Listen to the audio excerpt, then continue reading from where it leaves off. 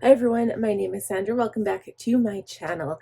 So today's look is done using this Colourpop Mint to Be palette, and I was kind of worried that the shades would be too light for my skin tone because I have tanned, as you can see, and I actually had the benefit of using this Laura Mercier foundation today because it is a bit darker, but then when I put it on, I noticed it's not really darker, it's just more yellow.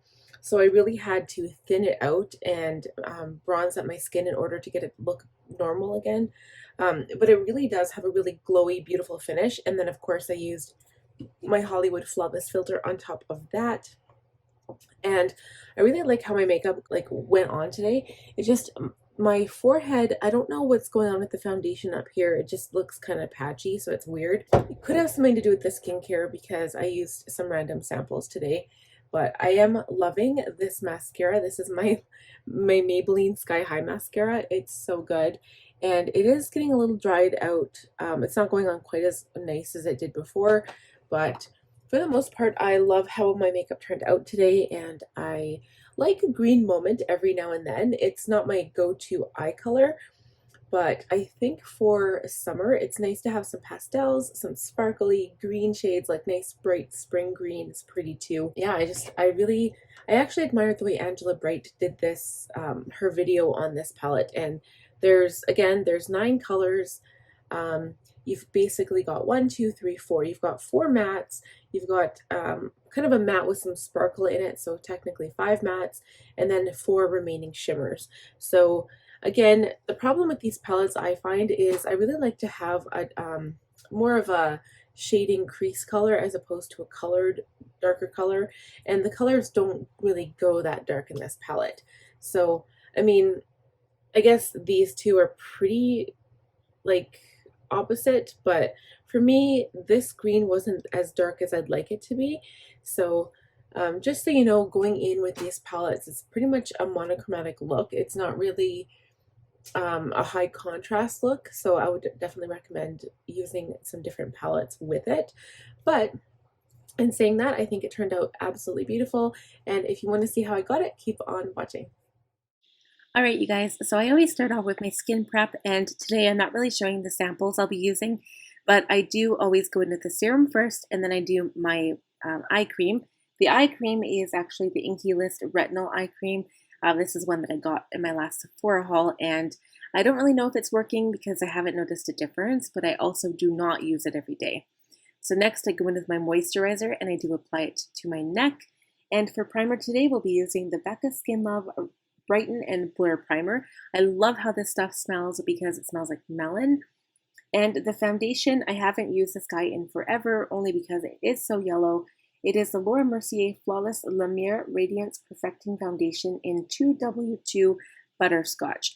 So when I put it on with this buffing brush from Real Techniques, you'll notice that it is quite yellow.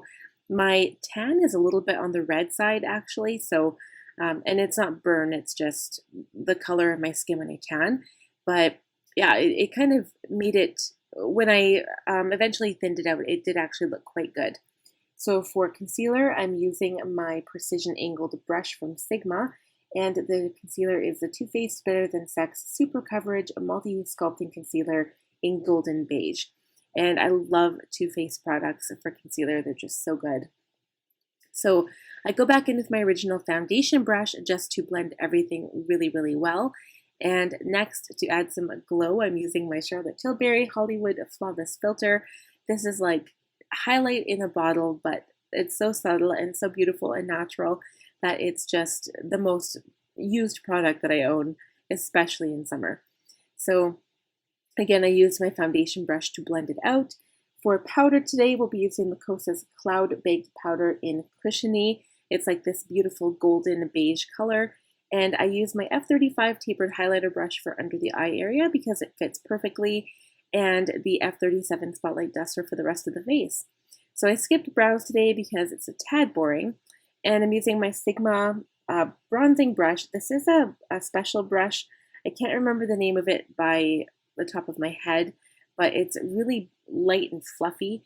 I added the Fenty bronzer in Caramel Cutie, And then for gloss, I used the Bare Minerals Mineralist Lip Gloss in Trust.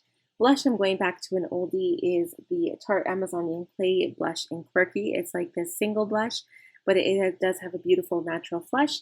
And then, of course, the eyeshadow palette today, which is the star of the show. I'm using the Colourpop Mint to Be palette, and I'm using basically the E25 for the entire upper eye and then the E27 for the lower lash line. And when we go in with highlighter for the inner corner, I always use my L04 detailed lip brush. It is a lip brush, but it's one of the smallest brushes I own that really gets into the small areas of the eye. So with the shimmer shadow, I do apply it with my finger, and then I just go back in with the darker one to blend after. And I'm lining my eyes with the pencil liner from Jeffree Star. It's a khaki color.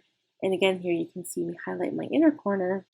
And I'm only using mascara today, so I decided to line my lash line with the Rare Beauty Perfect Strokes Black Matte Liquid Liner. And that will just help the mascara make my lashes look a little bit thicker. This has easily turned into be one of my most favorite liquid liners. It gives me a perfect line every single time, and I feel like I don't even have to try. It's so crazy, but it is definitely one of my favorites, and I would recommend this product to basically anyone. So of course the last step is mascara, which is my Maybelline Sky High Mascara, and then of course setting spray to complete the look.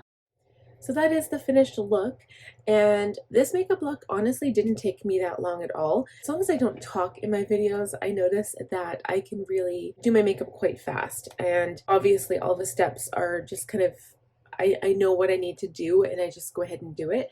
And my skincare, like I was saying before, it's kind of patchy on my forehead. The foundation didn't really stick well, and also it's been said that this powder, the Kosas Cushiony powder, it doesn't really set your makeup, so it'd be more of a finishing powder because it has more of a nice finish to it.